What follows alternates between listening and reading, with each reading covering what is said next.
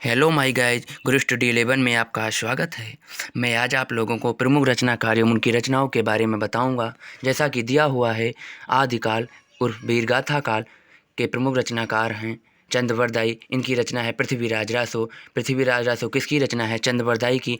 तो पृथ्वीराज से आपको ले लेना है पृथ्वी, चंद्रवरदाई से ले लेना है चंद्र। तो पृथ्वी का उपग्रह चंद है। तो ये आपको ट्रिक सिर्फ इतना ही ध्यान देना है। हमीर रासो के रचनाकार हैं शारंगधर। हमीर रासो के रचनाकार हैं शारंगधर।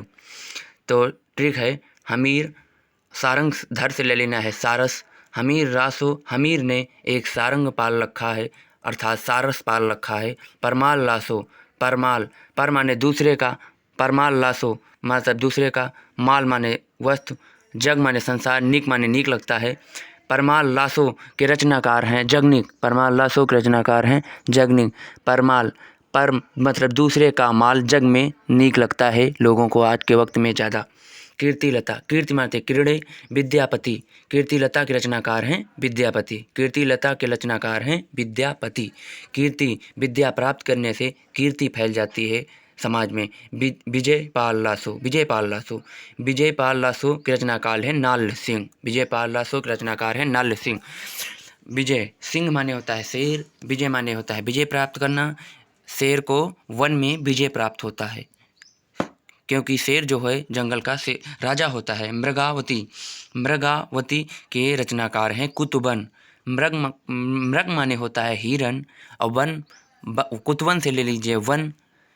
तो मृग कहाँ रहता है? वन में रहता है। मृग कहाँ रहता है? वन में रहता है। तो मृगावती के रचनाकार हैं कुतवन। नेक्स्ट क्वेश्चन पर चलते हैं। जैसा कि दिया हुआ है, भक्तिकाल पूर्व मध्यकाल तुलसीदास जी हैं भक्तकाल के प्रमुख रचनाकार। श्री रामचरितमानस, जो कि लगभग प्रति व्यक्ति को ऐसा पता होगा कि श्री रामचरितमानस के रचनाकार कौन है? तुलसीदास जी हैं। हनुमान बाहु तुलसीदास की रचना है। विनय पत्रिका तुलसीदास की है। कवितावली तुलसीदास की है। दोहावली तुलसीदास की है। कृष्ण गीतावली तुलसीदास की है। लगभग लोग कृष्ण गीतावली पर ही कन्फ्यूजन में आ जाते हैं। अगर ये पेपर में पूछा जाता है तो लोग इसको सूरदास पर टिक कर देते हैं। नहीं, सूरदास नहीं, इसके रचनाकार तुलसीदास हैं। क्योंकि सूरदास जो है कृष्ण भक्त शाखा से संबंधित है, इसलिए लोग कृष्ण गीतावली पर सूरदास के ट्रिक कर देते हैं। तो ये गलत है। कृष्ण गीतावली के रचनाकार हैं तुलसीदास। कृष्ण गीतावली के रचनाकार हैं तुलसीदास जी। सूरदास, सूरदास की प्रमुख रचना है सूर सागर भ्रमर गीत। सूरदास, सूर से ही सूर सागर बना है, ये तो कॉन्सेप्ट क्लियर है। भ्रमर गीत, भ्रमर, सूरदास एक ऐसे कवि थे जिसका मन हमेशा भ्रमित होता रहता था, इसलिए सूरदास की प्रमुख रचना है भ्रमर गीत। भ्रमर गीत इनकी प्रमुख रचना है। नेक्स्ट क्वेश्चन पर चलते हैं। जैसा कि दिया हुआ है, भक्तिकाल उर्फ पूर्व मध्यकाल सूरदास। सूरदास की अन्य भी रचनाएं हैं। सूर सरावली, जो कि नाम से ही क्लियर है, सूर से ही सूर सरावली बना है।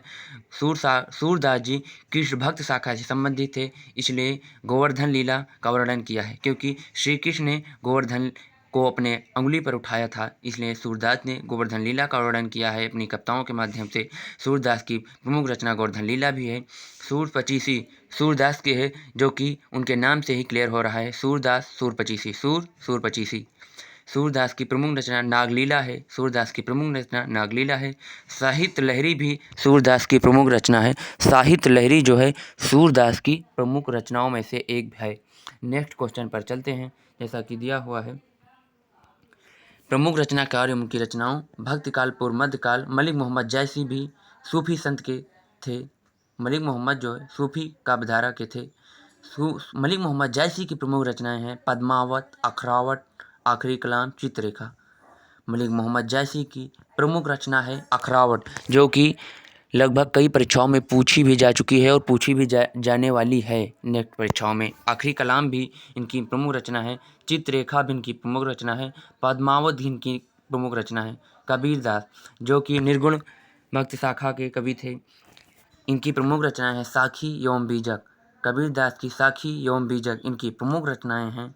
साखी एवं बीजक, इनको मत भूलना, ये बहुत ही इंपॉर्टेंट है कबीरदास की रचनाएं, जो कि परीक्षाओं में पूछी जाती हैं और पूछी भी गई हैं प्रीवियस पेपर में। इसको आपको ध्यान करना है। जो भी बचा है अगले वीडियो में लेकर आऊँगा। Thank you. चैनल को सब्सक्राइब एवं लाइक करना ना भूलें।